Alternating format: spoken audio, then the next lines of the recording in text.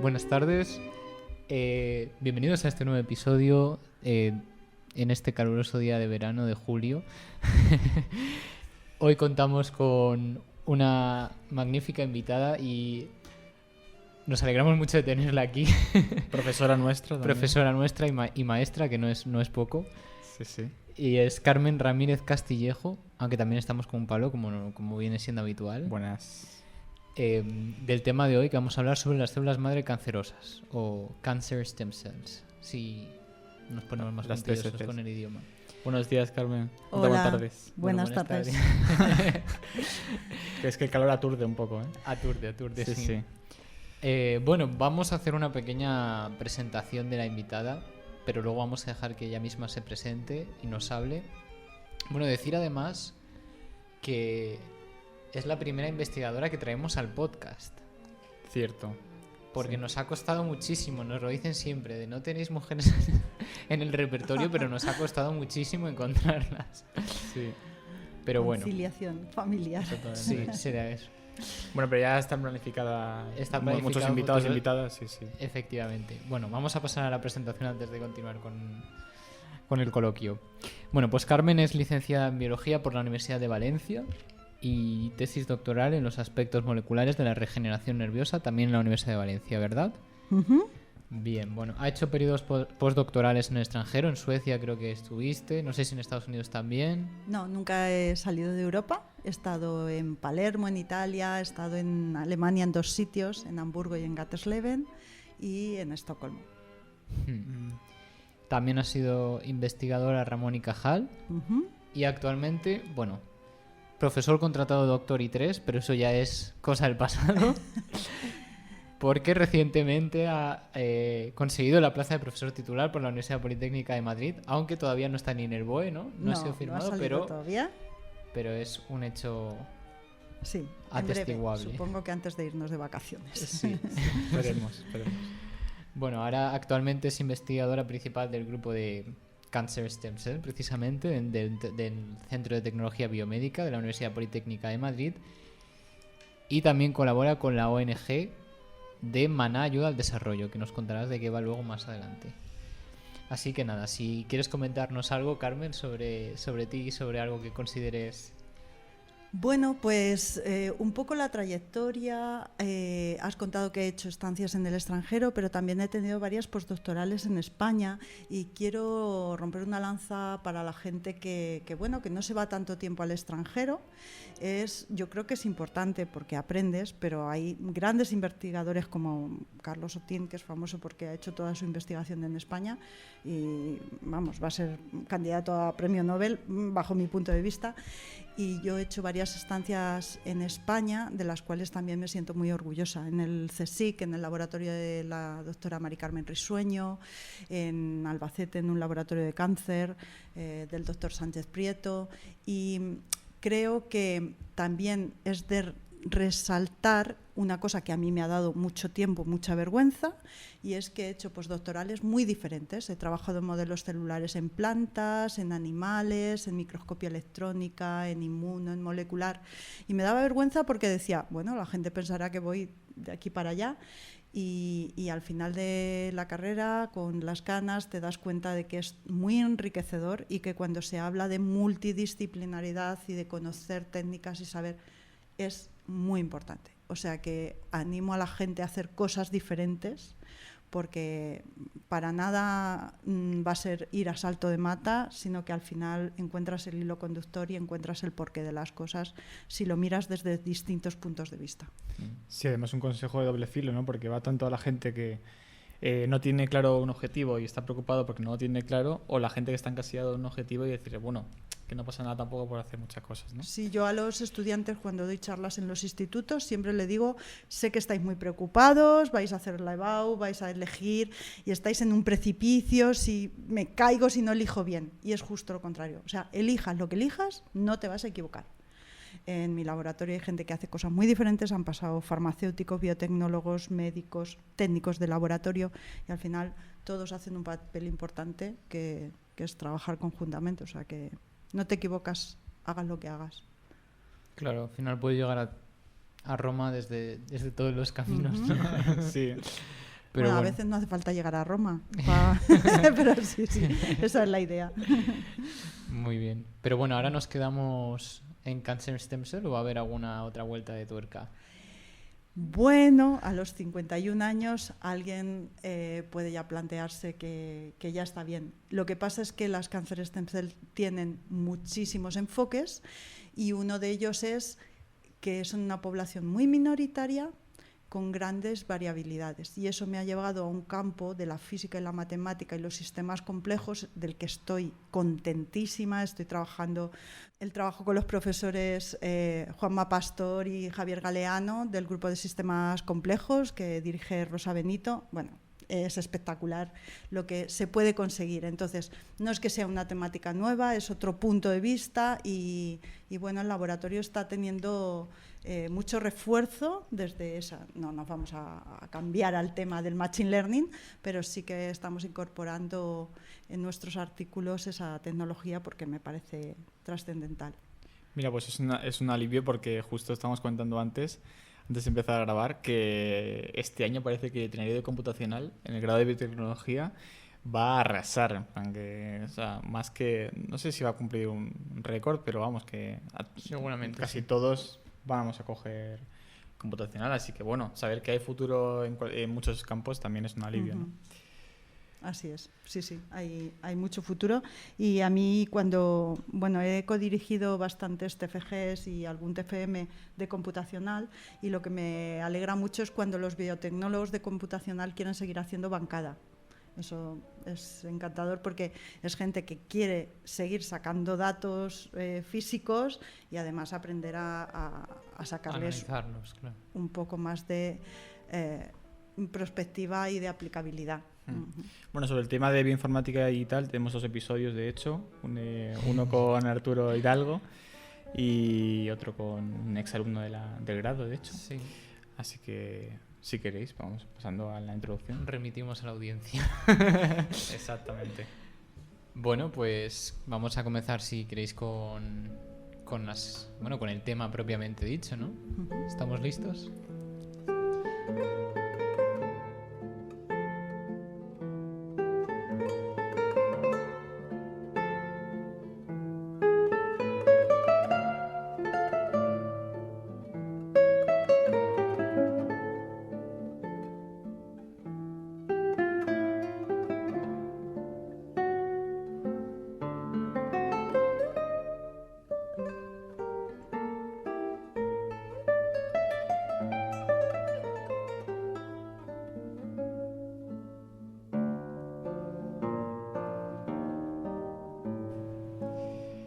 Bueno, pues para empezar este episodio creo que sería conveniente introducir el concepto que protagoniza este audio. Y para empezar, bueno, aunque el nombre es bastante ilustrativo, células madre tumorales o Cancer Stem Cells, nos gustaría que nos comentaras un poco qué son realmente estas células y por qué son importantes respecto a otras células cancerosas, porque además alguna vez nos has contado que desde la práctica clínica no se le ha dado la suficiente importancia a estas células en seminarios, en congresos que nos contabas historias y tal.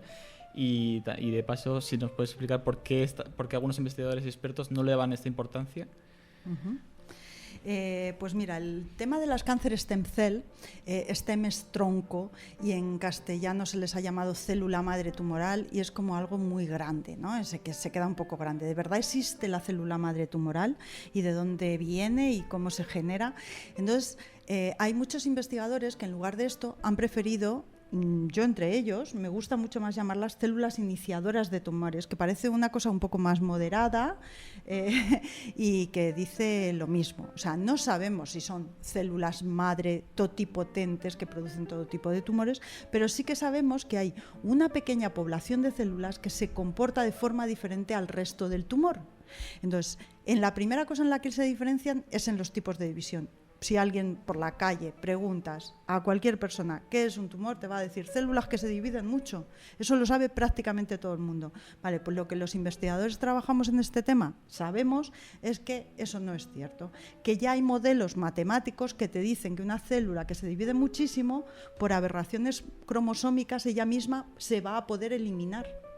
que son otras células que se dividen poco y que responden a señales de ausencia. Cuando tú quitas el tumor o quitas gran parte del tumor, esas señales las reciben las cáncer stem cell o células iniciadoras de tumores o células troncales o como las queramos llamar, y se dividen con unas propiedades que tienen autorrenovación, que ahora hablaremos de lo que es, y también tienen métodos de defensa, tanto sobre todo porque son capaces de reparar el ADN porque no están en ciclo. Una célula en ciclo es muy difícil que pueda hacer otras cosas que no dividirse y fácilmente entra en caos mitótico y además acumula aberraciones cromosómicas. Una cáncer stem cell, una célula iniciadora, es que no pasa eso. No es una célula en ciclo, es una célula que se repara su DNA cuando se le daña y para poder seguir dividiéndose con autorrenovación, que básicamente, ya lo adelanto, es dar lugar a una que es exactamente igual que ella, que se queda también paradita ahí y con su potencialidad, y a otra que va a dar lugar al tumor, porque se va a dividir exponencialmente a 2, 4, 8, 16, forma el tumor, pero yo, la hermana, me he quedado ahí y cuando me des quimio o me des radio, yo la soporto bien porque no estoy en ciclo, porque puedo reparar mi ADN y además me voy haciendo cada vez más resistente y expresan en la membrana externa también proteínas que expulsan quimioterapia fuera, o sea, son células que son diferentes al tumor, son totalmente diferentes al tumor. Entonces, de ahí el nombre de células troncales, células iniciadoras, células con potencialidades diferentes, no sabemos cómo llamarlos. Y hay investigadores que no les gusta nada lo de célula madre, porque no va a dar lugar a todo. Bueno, puede ser que no, pero es cierto que son las responsables de la metástasis, que es el verdadero caballo de batalla de hoy, porque la oncología hoy por hoy, pues los tumores primarios se atacan bien. Podemos decirlo alegremente y confiadamente, cada vez nuestros quimioterapéuticos, nuestros radioterapéuticos y nuestra capacidad quirúrgica es mejor y atacamos mejor los tumores primarios. El problema son las células que escapan. Estas células, además, por ejemplo, tienen capacidad de transición epitelio-mesénquima, son capaces de ir por vasos sanguíneos, por vasos linfáticos, encontrar un nicho a distancia y nidificar y volver a formar otro tumor. Ese es el hecho de por qué queremos abordar las cánceres stem cell. Y ahora lo miraremos, lo trataremos, pero no hay grandes medicamentos ni grandes marcadores que nos ayuden a localizarlas. Además, nos has contado siempre que las cánceres stem cells son muy responsables de la remisión, realmente también. Claro. Un paciente con un tumor primario, pues depende del tipo tumoral, un tumor de colon, así a grandes rasgos, ¿vale? No nos vamos a meter en ser muy rigurosos, pero un colon puede recaer básicamente a los 10 años, un pulmón un poquito más cerca, 2 años, pero también responden. Pero, ¿por qué recaen? Pues precisamente porque estas células se van a sitios a distancia, nidifican y forman un nuevo tumor. Entonces, son las verdaderas células que hay que atacar, las que hay que buscar y las que hay que atacar. Y no hay medicamentos que vayan dirigidos a ellos. Y estas células exactamente, si son realmente las que dan más problemas, ¿cómo se originan realmente o cómo se forman estas células? Porque en algún momento tendrán que, de un individuo sano o un individuo con un tumor, tendrán que haber originado estas células, ¿no?, que den lugar al tumor primario. Yo tengo amigos filósofos y es un tema que les encanta debatir. Es un tema muy filosófico porque realmente no lo sabemos, pero básicamente serían como dos grandes hipótesis. ¿Será una célula tumoral que ya tiene esas aberraciones, que ha acumulado algunas mutaciones? No muchas, porque si no, con muchas mutaciones, driver ya va a ir derecha a caos mitótico. Pero unas primeras mutaciones driver que la conducen a ser una célula guía y se ralentiza, ¿podría ser eso? ¿Podría ser que empieza a adquirir o se revierte, se desdiferencia y empieza a adquirir capacidades de célula madre? Podría ser una hipótesis.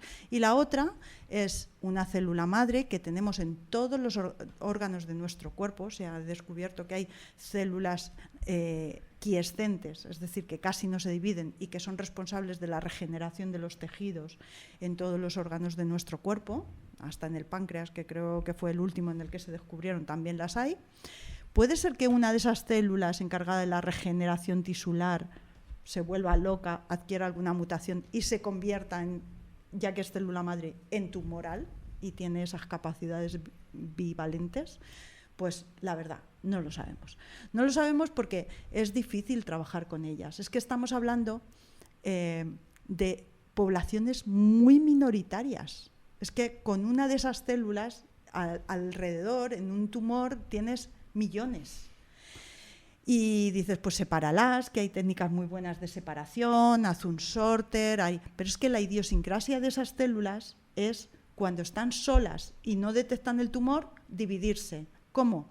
Para dar una igual que ella y otra que se divide mucho. Y esa que se divide mucho copa el espacio y empieza a dividirse. Luego, no es fácil tener células en cultivo que sean células madre. Quien te diga que va a enriquecer un cultivo en células madre, ¿hasta qué punto? Porque enseguida que las tengas en cultivo, lo que más vas a tener ahí son células tumorales, porque las otras prácticamente no se dividen. Entonces, como son tan pocas poblaciones, como son tan pequeña la población, tan minoritaria, pues estás en el límite de detección de los aparatos. La citometría no funciona bien, las técnicas de microscopía, pues tienes que mirar miles y miles para encontrar las células. Y luego, ¿qué marcadores tienen? Pues esto no es un blanco o un negro. Salen muchísimos marcadores a la palestra. No, tienen BCRP1, tienen CD133, tienen LRG5, tienen ABCB2. Y la semana siguiente sale, no, las negativas también dan tumor. ¿Y esto por qué es? Pues porque posiblemente sean muchos los genes que están implicados en esa resistencia y posiblemente nuestros pacientes, que es lo que se ve cada día más, sus tumores son diferentes y son debidos a células iniciadoras de tumor que son diferentes. Y si existen o no, porque hay investigadores que se lo plantean, también es un poco filosófico lo que voy a decir, pero puede que no existan, pueden que no sean un tipo celular, puede que sean un estado celular y que a veces están y a veces dejan de expresar esas proteínas y son invisibles para el sistema.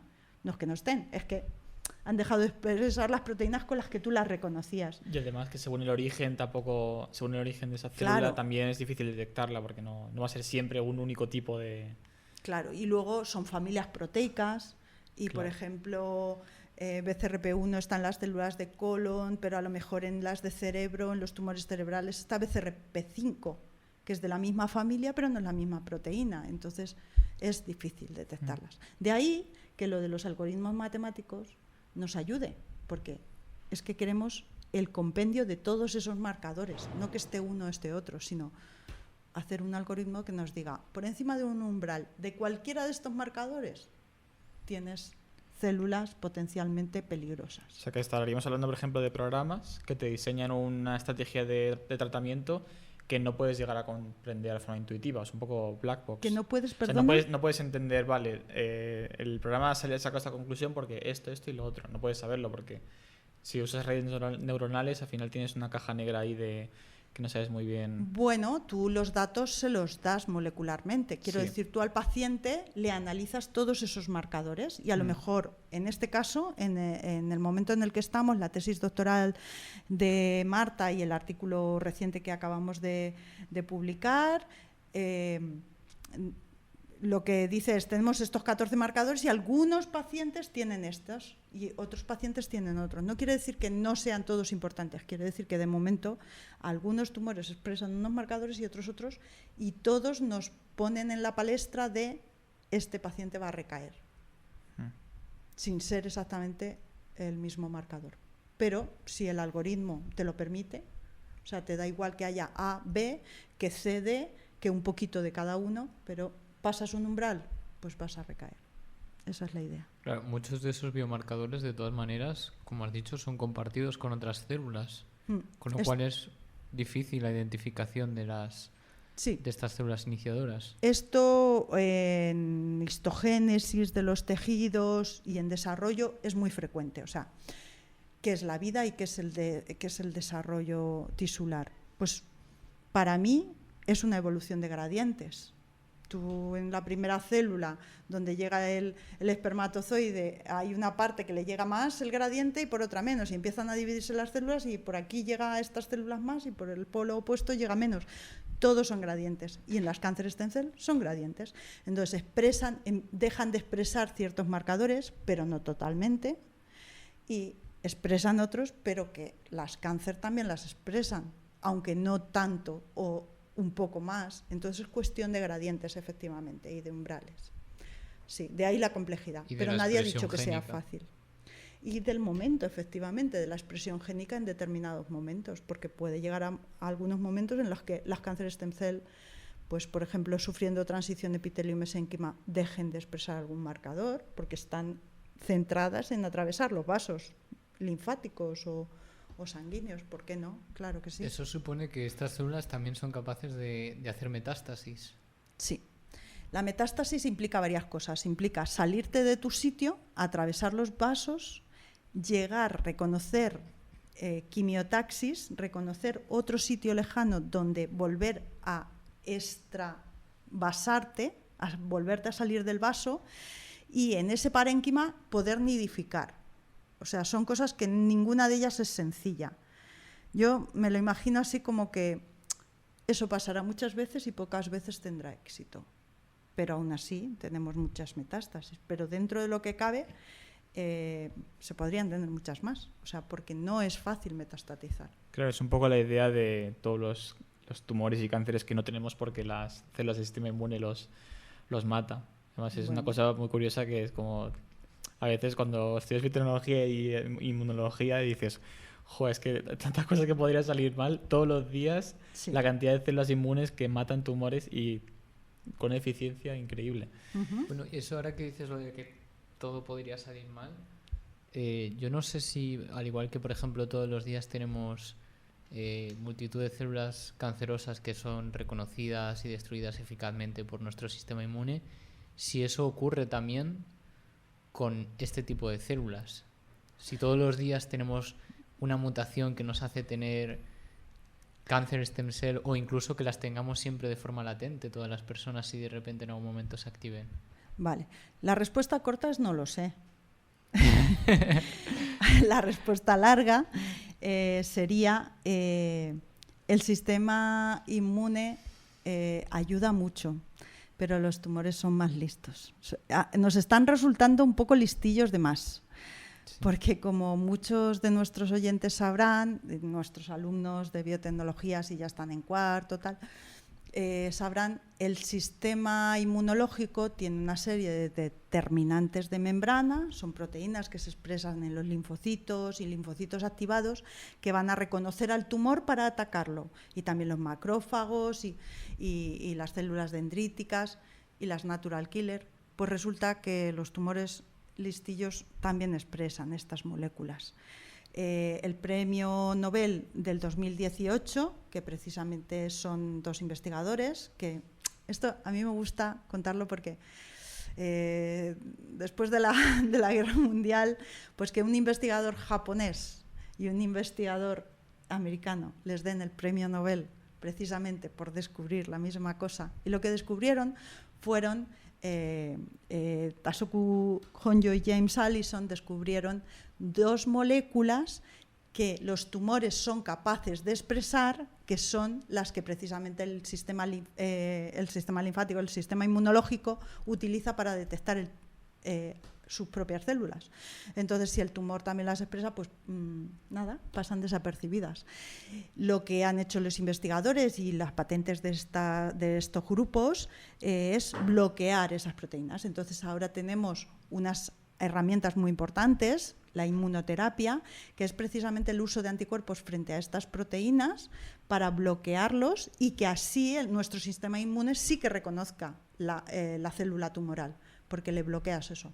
No es fácil, porque como entenderéis, si es algo que son proteínas nativas, va a tener efectos secundarios. Vamos a tener que usarlo en determinadas dosis, no en todos los pacientes funciona, o sea, la inmunoterapia ha sido un paso gigante.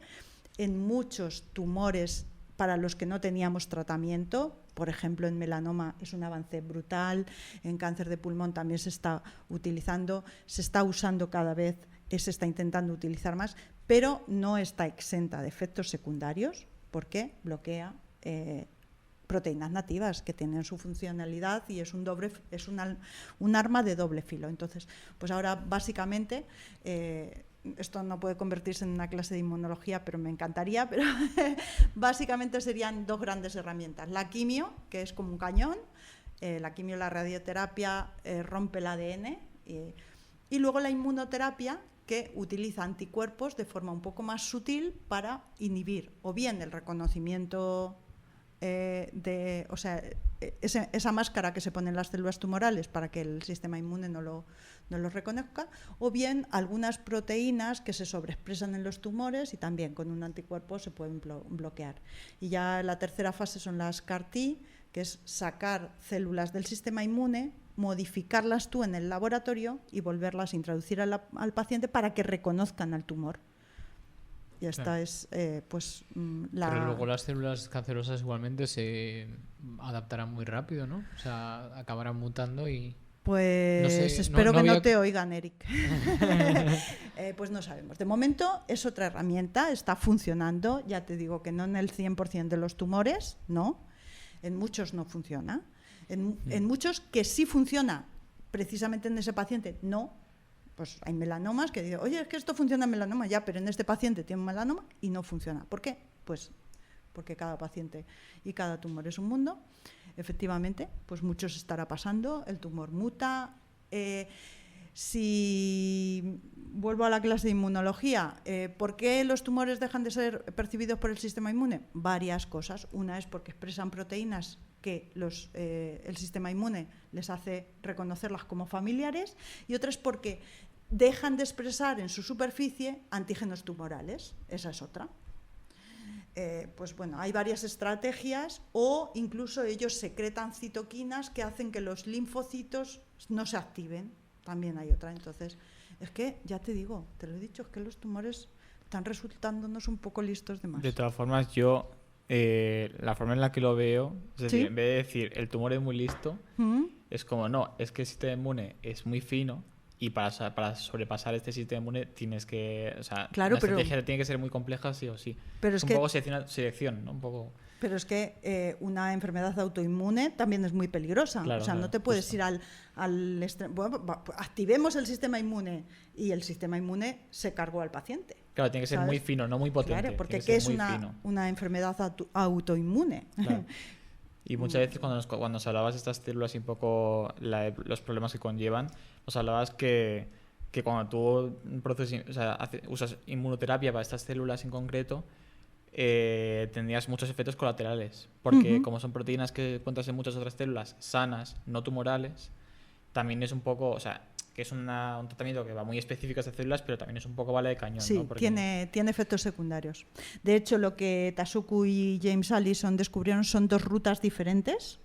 Una es CTL4A y la otra es PDL1. Y actúan en dos sitios diferentes, hay anticuerpo y hay terapia para las dos. Funcionan las dos bien, pero como mejor funciona es si las combinas.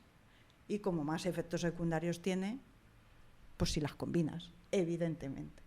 O sea, claro, ataca mejor al tumor, pero también tiene más efectos secundarios para el paciente. Claro, porque muchas veces no es el tratamiento que utilices, sino la combinación de tratamientos que se hagan. Eso es. Muchas veces es atacar desde distintos frentes.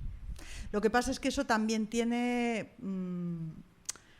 a mí eso... También me gusta no pasar por ello por alto, ¿vale? Es muy importante atacar a los tumores desde distintos frentes y también ser un poco humildes y decir, ¿qué tratamientos tenemos? Pues para esta paciente tengo 4 tratamientos. Si se los das a los 4 a la vez, ten cuidado, porque no vas a tener más oportunidades. Y si haces resistencia para todo... Y hay personas, investigadores, que te dirían, no luches cuando no puedes ganar, intenta cronificar, intenta ganar pequeñas batallas y alargar la vida del paciente en un estado de salud compatible con la vida y con una vida medio saludable, aunque siga con tu tumor. Y eso, pues hay muchas escuelas y hay terapeutas o hay médicos que prefieren, bueno, vamos a saco, es muy joven, vamos a poder con esto. Ojalá puedas, pero como no puedas, te has quedado sin herramientas. Entonces, la combinación es muy buena, pero no metas todos los huevos en la misma cesta.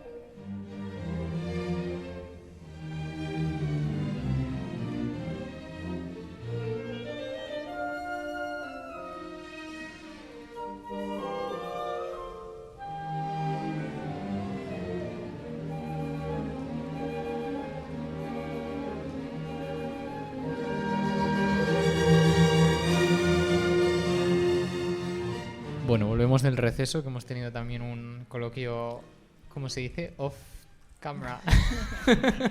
Out of. Sí, muteados, vamos.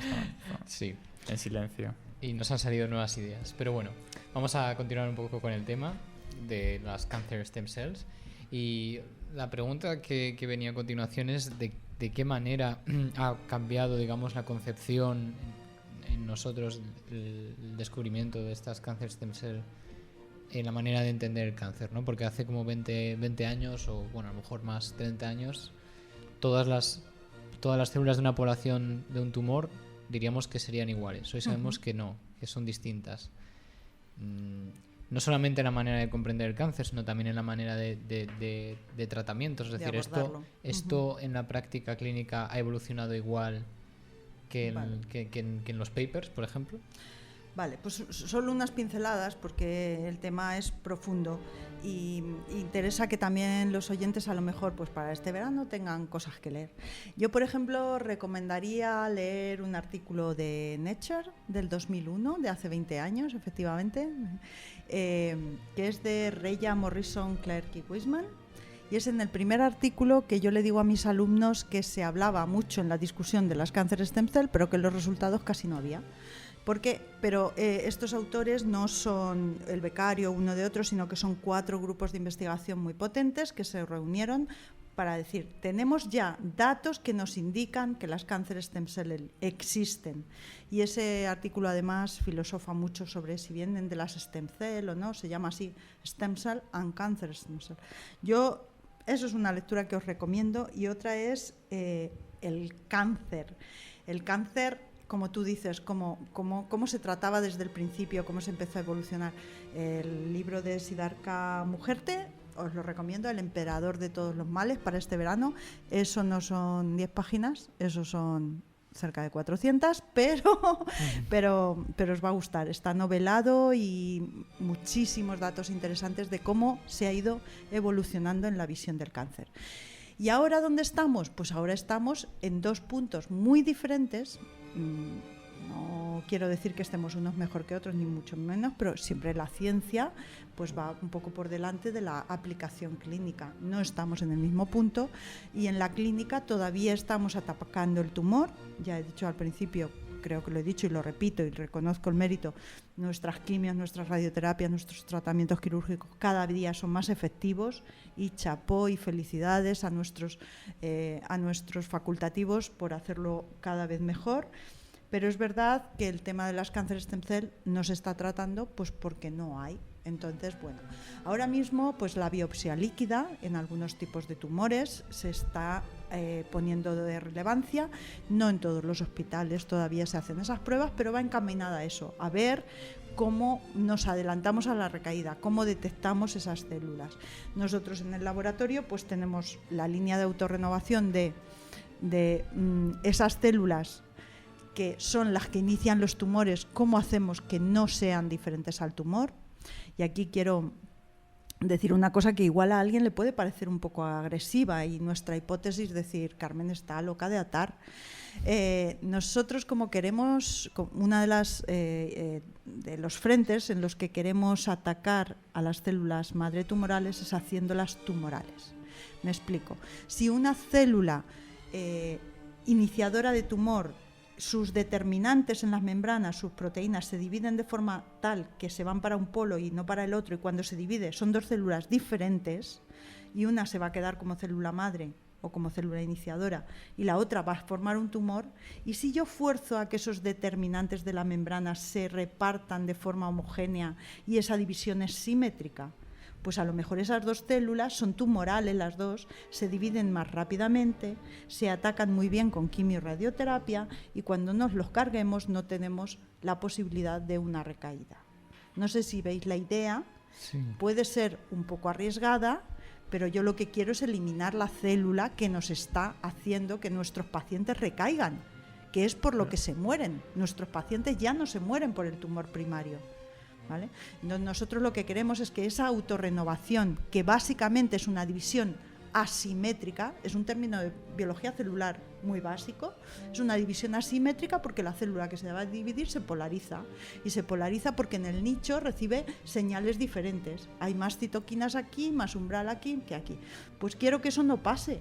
Yo quiero darle un fármaco que vaya encaminado a que su división sea simétrica y que esa célula sea más rápida en formar un tumor, pero más atacable y más sensible a la quimioterapia. Ya tenemos algunos fármacos que pueden hacer eso y que hacen eso, de hecho, que hacen eso en nuestros cultivos celulares. Ponemos células de los pacientes en cultivo o células de líneas tumorales en cultivo, que también hay células iniciadoras de tumores. ¿Y qué conseguimos? Pues que el cultivo sea más rápido, claro, porque las lentas las activamos. Y al ser más rápido, ¿qué conseguimos? Que las drogas, que los fármacos hagan más efecto. O sea, bajamos el IC50 de los fármacos, es decir, con menos dosis consigues el mismo efecto. Eso ya es muy bueno, porque estás haciendo que el paciente tenga menos efectos secundarios porque le estás dando menos dosis. Y además tiene el médico una medicina personalizada, porque si tiene posibilidades la semana que viene que el paciente le recae un poco, le puede subir la dosis sin matar al paciente. O sea, son herramientas muy interesantes.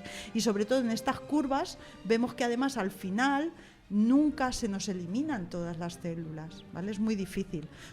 Pues sube más la dosis, a veces no podemos porque el fármaco es tan caro que no se puede, como la temozolomida por ejemplo, o normalmente no lo subimos porque llegamos a un máximo de dosis fisiológica que llamamos, que ¿para qué voy a subirlo más? Si al paciente no le puedo dar más, que me lo voy a cargar, ¿vale? Entonces no tiene sentido que yo en el laboratorio diga que me las he cargado todas, no. Entonces cuando llego a ese máximo, ahí me queda una población que es resistente. Pues con estos modificadores de la autorrenovación, esa población resistente baja 3 veces en algunos casos, en algunos tipos de tumores. Luego, si con 30% de células el paciente va a recaer, no sé, en 2 años, a lo mejor con 5% va a recaer en 10 años o en 15 y ya se ha muerto de otra cosa, ¿vale? Entonces, retrasar la recaída. Entonces, es muy interesante este tipo de fármacos, si llegamos con ellos al mercado, primero, porque baja el IC50 de la droga. Segundo, porque tienes menos efectos secundarios. Tercero, porque tienes menos población resistente al final, aunque declaro aquí públicamente que no lo sé eliminar todo, pero bueno, ahí tenemos que seguir. Pues será cuestión de dosis, de hacerlo crónico, de hacerlo en tratamiento agudo, de combinarlo con otras cosas. O sea, hay mucho campo. ¿De dónde sacamos estos fármacos? Pues algunos son proteínas que tenemos en el suero, ¿vale? Una con la que llevo trabajando muchos años es PDF, Pigmented Epithelium Derived Factor. Se describió en la retina, pero luego se ha visto que está en el suero, en el líquido cefalorraquídeo, o sea que tiene muchas funcionalidades. Pero otras pueden venir, pues por ejemplo, pueden no ser proteicas, pueden ser polifenoles, de algunos extractos vegetales, incluso de extractos de cuerna, que es un tejido muy interesante, porque estamos colaborando ahora con un grupo que tiene unas publicaciones en las que se ha visto que la cuerna de los ciervos es el tejido que más prolifera. Es hormonosensible porque prolifera solo en los machos en una época determinada, se hacen unas cuernas gigantescas en unos pocos meses, no desarrolla tumores porque tiene factores de diferenciación muy fuertes. Entonces, ¿qué pasa ahí para que prolifere tanto como un tumor y no forme un tumor? Y se sepa diferenciar y parar en el momento adecuado. Pues que la población de cáncer se reduce, ¿no? No lo sabemos. Claro. En eso estamos. Entonces a este grupo le han dado un par de becas, un predoc y un postdoc, y nosotros estamos colaborando con ellos también. Y bueno, y con el banco de germoplasma, por ejemplo, con Santiago, porque muchos de nuestros alimentos, al cultivarlos, pierden ciertas potencialidades. Y también estamos trabajando con algunas empresas que también están interesados, pues eso, no en vender solo productos organolépticos fenomenales, con colores bonitos, sino que tengan pues ciertos beneficios para la salud también en este sentido. Y de ahí lo de la autorrenovación. Luego tenemos 2 temas más que se han derivado de ahí y que también nos parecen interesantes, aunque ya no son fármacos, que si hay tiempo al final, pues os los cuento también. Y una pregunta que me ha surgido ahora. Muchas veces bueno, incluso las mencionado alguna vez en este propio episodio, que cuando la célula tumoral se divide mucho, ella propiamente se muere. Y además nos contabas en clase a veces que hay modelos matemáticos que te explican el tamaño del tumor o la velocidad a la que tiene que dividirse la célula para que se muera él solo. ¿Cómo entra esta investigación, estos nuevos tratamientos en ese concepto? Es decir, ¿podemos hacer que lleguen más rápidamente a ese estadio de muerte propia? Esa es la idea. Forzarlas a la división para acumular más aberraciones cromosómicas y además una célula cuando está... vamos a ver, un paciente se le da quimio y le afecta a todas las células de tu cuerpo y te quedas hecho polvo, pero las células de tu cuerpo son capaces de activar sistemas de reparación, detectan las roturas en el ADN y reparan, pero una célula en división no. Si está en división y no puede dividirse porque el DNA está roto, lo que hace es entrar en caos mitótico y muere. Claro, diríamos que tiene que estar en fase G0 permanente. Vamos a eso decir. Es. O no permanente, pero no a en fase plazo. S y mitosis permanente al menos. Sí. Ciclos más lentos. Lo que pretendemos es sacar a las células quiescentes de lo...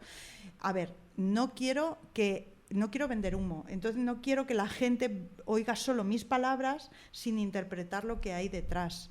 Tenemos muchas células madre en el cuerpo que se comportan de ese mismo modo, que son lentas, que reparan bien. Entonces, hay que hacer un direccionamiento muy importante de los fármacos hacia los tumores para que no afecten a los nichos de células madre. ¿Vale? Es muy importante separar.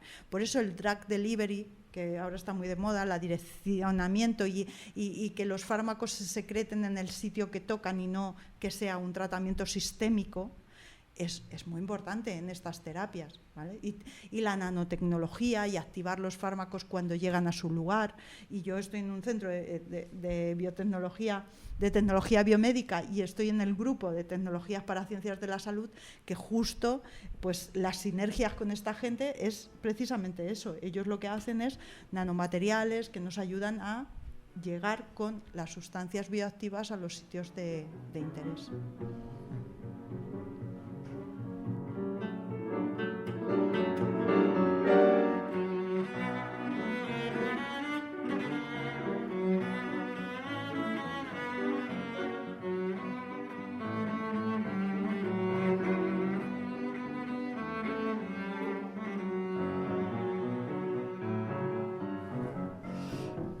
Claro, pero evidentemente, como muy bien has comentado, estas investigaciones, aunque presenten mucha innovación y estrategias muy, muy efectivas, les faltan muchos retoques porque tienes que asegurarte muy bien de que el efecto y el daño no sea muy severo en células madre normales, en tejidos sanos, porque evidentemente, bueno, imagino que si tú reduces en un tejido, pues en músculo, en grasa, o tejido, cualquier tipo de tejido, la producción de células madre en ese tejido, si la reduces, aparte de que funciona peor, porque a lo mejor se reduce la proliferación de células especializadas, envejece más rápido, ¿no? Entonces es un poco irónico no centrarse en este aspecto, porque si curas o retrasas mucho la remisión, pero acortas mucho la esperanza de vida, no has hecho demasiado realmente, y ¿no? en tracto digestivo, imagino que como estáis trabajando con células de cáncer colorectal, en tracto digestivo es bastante importante el problema. Muy importante. Sí, cargarte las tejidos células que tienen una renovación muy rápida en estómago. Claro. En la piel, en el estómago, en la retina, en la memoria. Sí. A ver, cuando planteáis este tema, pues está fenomenal, y ahí ponéis de manifiesto que sois de los alumnos que yo considero avanzados de mi clase, porque me encanta que me discutáis las cosas. O sea, efectivamente, ¿de dónde he sacado yo todas estas ideas? ¿Por qué he empezado ya a trabajar en esto? Pues lo ha dicho Erika al principio, yo trabajaba en célula madre normal y trabajaba en regeneración nerviosa y vi que había unas proteínas que modificaban la autorrenovación y yo esas proteínas las usaba para que hubiera más células madre y luego esa proteína, haciéndola transgénica y partiéndola por la mitad y modificando la fosforilación y haciendo unos transgénicos con distintos sitios de fosforilación, vi que hacía el efecto contrario y diga, tate, esto se puede usar para la célula madre tumoral, pero efectivamente las células madre normales y las células madre tumorales tienen muchas similitudes que tenemos que soslayar de alguna forma y no sabemos cómo. Y ese es un frente muy, pero que muy importante. La forma más fácil sería haciendo tratamientos dirigidos, lo que he dicho antes, no hacer tratamientos sistémicos, que tú te lo tomas y que actúe donde pueda y que además actúe en el tumor. No. Claro. Pues, por ejemplo, un tema muy importante, muy interesante es el de las células madre mesenquimales. Se sacan de grasa y se pueden usar de caballo de Troya porque son capaces de llegar a los tumores por quimiotaxis y es un tema muy interesante que se tiene que desarrollar. Y el otro es pues las nanopartículas, las nanopartículas magnéticas, las bacterias, como tú has comentado antes, que se pueda dirigir. O sea, la terapia sistémica contra la célula madre tumoral no va a funcionar. Y no me gusta ser tajante, pero en esto sí, porque es que la célula madre tumoral a quien más se parece es a la célula madre normal.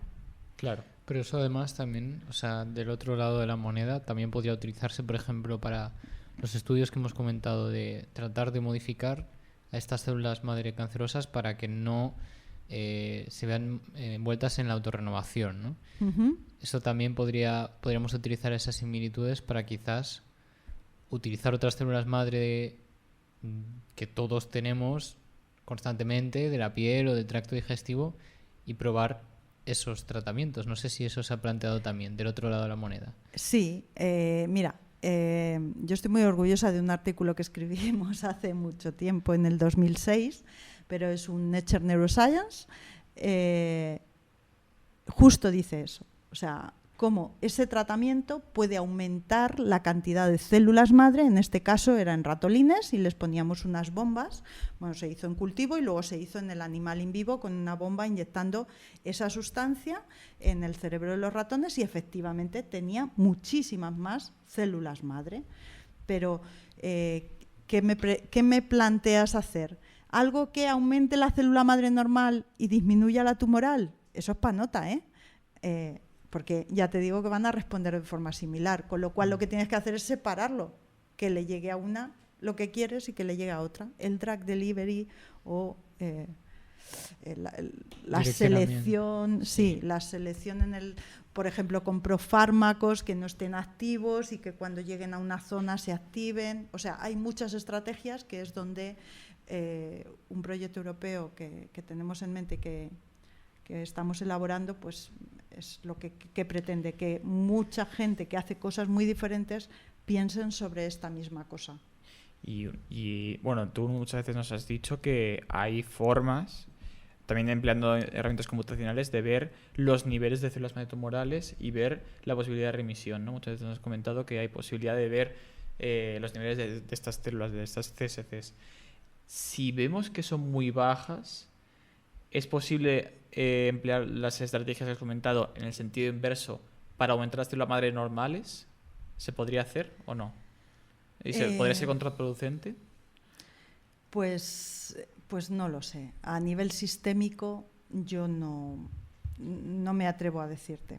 O sea, sí que es cierto que nosotros hemos puesto en marcha sistemas para ver si nuestras drogas, nuestros prefármacos están funcionando. Entonces, hemos puesto en marcha sistemas de marcadores para ver si aumenta o disminuye esa población de célula madre.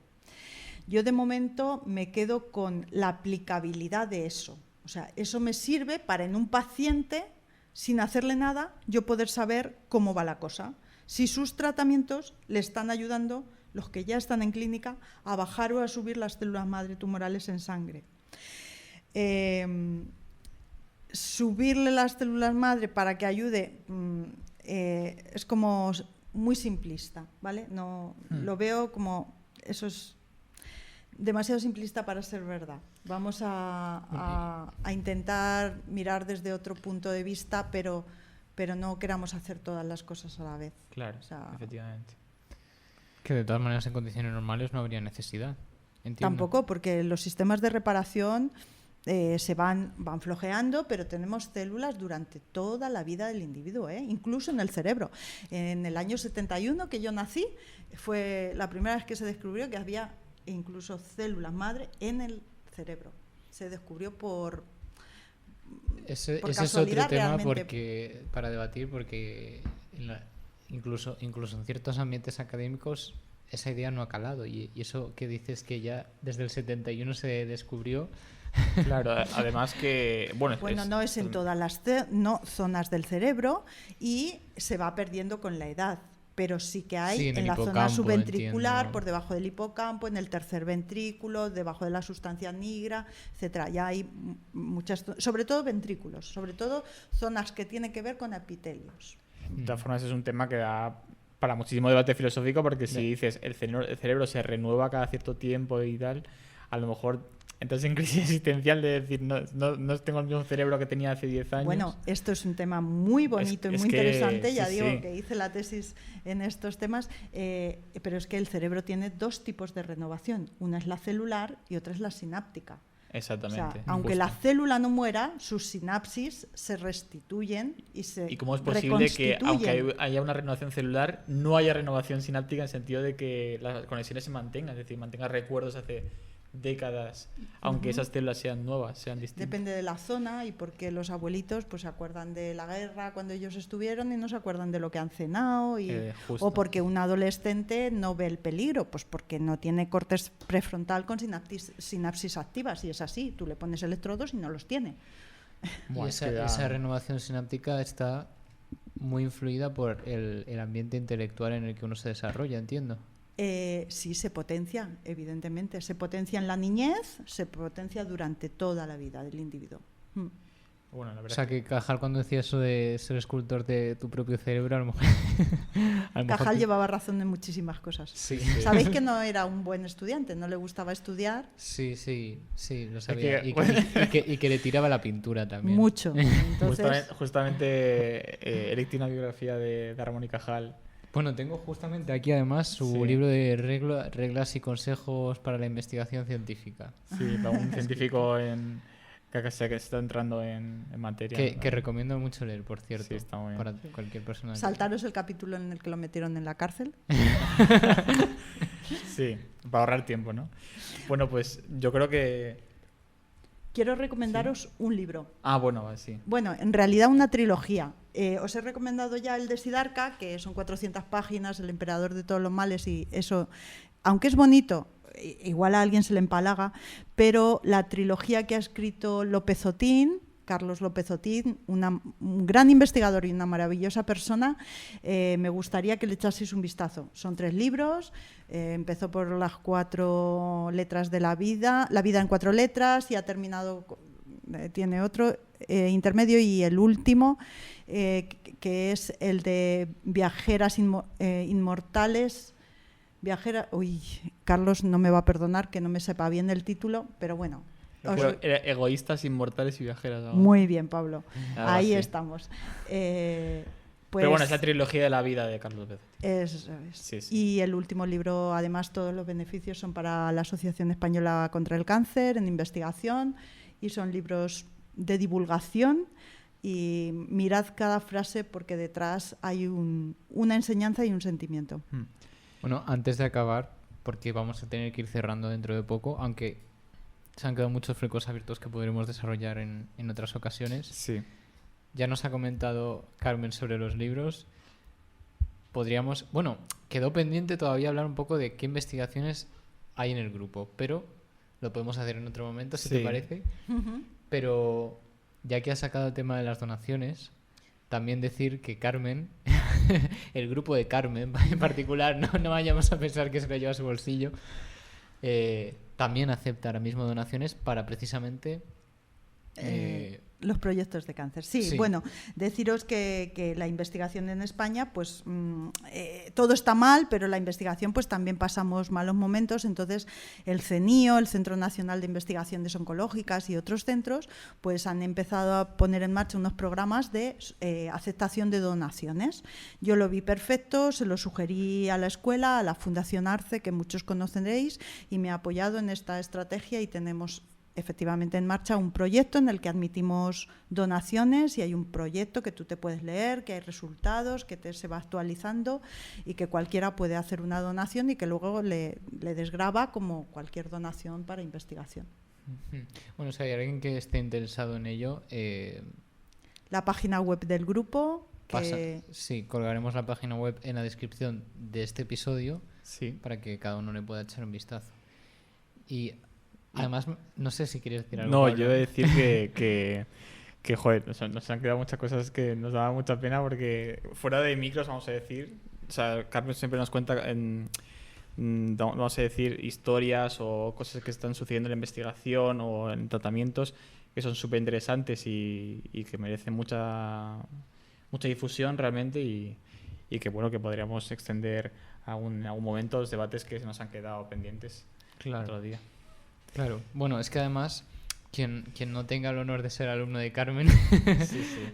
Además, hizo unos seminarios no os buenísimos. paséis, no se ve el rojo, pero me estoy poniendo rojo. Bueno, Sí. además, no nos quemamos las manos porque ya se cerraron las actas, o sea que ya no somos alumnos Exactamente, oficialmente. sí, justo. Pero decir que en general, el sentimiento general es que de la pasión con la que transmite las cosas nos motiva mucho a todos. Y yo creo que en este episodio ha quedado demostrado. Yo quería preguntarte una cosa personal, antes de acabar. ¿Qué científico en el presente o en el pasado, digamos, te inspira o te ha supuesto algo en tu carrera científica? No sé si nos podrías decir un nombre. Sí, claro que te podría decir nombres. Ya los hemos nombrado algunos, ¿eh? Para mí Ramón y Cajal fue el descubrimiento. Yo entré en un laboratorio de neuro en segundo de carrera que entré a fregar, evidentemente, a fregar matraces y a estar allí escuchando y a ver los dibujos de Cajal por todas las paredes. Carlos López Otín para mí ha sido siempre un referente y luego te voy a decir algunas mujeres pues, que es que hay que leerlas y hay que ver cómo han trabajado. Es que Marie Curie, pero sobre todo Levi Montalcini, Rita Levi Montalcini, una judía que en plena guerra se llevó el laboratorio a su casa, a un ático en Italia y siguió trabajando para descubrir el factor nervioso, el primer neurotrófico nervioso que tenemos, la pasión que ellas le ponían. La prima de Rita Levi Montalcini también, una argentina que también hizo mucho por la ciencia y casi nadie la conoce. Y luego personas que hay vivas, pues yo haría un reconocimiento especial a mis mentores, a Ernest Arenas y Carmen Salto en el Instituto Karolinska, una pareja extraordinaria como persona y como investigador, cada uno de ellos, Isabel Fariñas en la Universidad de Valencia y Mari Carmen Risueño y Pilar Testillano, que también mi primer postdoc en su laboratorio, pues me ayudaron a lanzarme y una confianza de a los 3 meses decir vas a representar en Europa en un COST a todo el grupo, vete para allá y aquí tienes nuestra confianza. No sé, tengo grandes mentores y Carlos López Otín, que me parece una bellísima persona y un gran investigador. Pues tomamos nota porque queda todo grabado, evidentemente. Para pero investigar un poco más. es que me olvido de gente. Es que Mario Fraga es un encanto, sabe muchísimo de epigenética y bueno, es que me olvido a muchísima gente. Siempre hay mucha gente detrás, evidentemente. Sí. Muy bien, pues comentado esto, vamos a ir cerrando el episodio de hoy sobre cáncer stem cell con Carmen Ramírez Castillejo y con Pablo Rodríguez, como viene siendo habitual. Y bueno, yo también, Enic Torres, que me despido y nos vemos hasta la próxima. Un saludo. Saludos, hasta luego. Hasta luego. Bueno, espera, antes de nada, es que me han echado la bronca porque me he olvidado primero De nuestro maravilloso técnico de sonido. culpa de Diego, que es nuestro técnico de Diego sonido, Sánchez. y que es que sin él no se graba nada. Es que Y también Carmen, que se ha quedado con las ganas de... Sí, yo quería decir que los investigadores no somos nada sin los clínicos que están a pie de cama y a pie de paciente, o sea, y sobre todo la primaria. O sea, es que la medicina que ve al paciente y que transmite todos los conocimientos que nosotros vamos sacando poco a poco, con mucha paciencia y con mucha prueba-error, hasta que pueden llegar al paciente, son los facultativos, y mi especial reconocimiento a los médicos de primaria porque están ahí con el paciente día a día. Y ya por último, bueno, darle las gracias a Carmen por habernos hablado de tantas cosas tan interesantes y por este maravilloso episodio. Y ahora ya sí, nos vemos Ahora en ya la sí, próxima. creo que sí podemos cerrar, ¿no? Pues nada. Bueno, pues nada, hasta la próxima. Hasta la próxima, hasta luego. Hasta luego, encantada.